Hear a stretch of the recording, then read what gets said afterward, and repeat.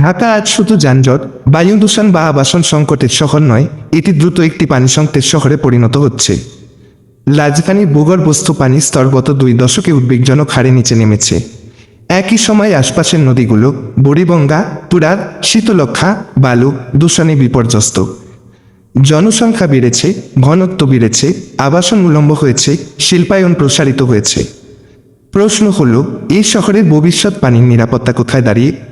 দীর্ঘদিন ধরে ঢাকার পানির যোগানের প্রধান ভিত্তি ছিল ভূগর্ভস্থ পানি। শহরের হাজারো গভীর নলকূপের মাধ্যমে পানিগুলি সরবরাহ করা হয়েছে। একসময় এটি ছিল সহজ, তুলনামূলক সস্তা এবং প্রযুক্তিগতভাবে সুবিধাজনক সমাধান। কিন্তু এখন পরিস্থিতি পাল্টেছে।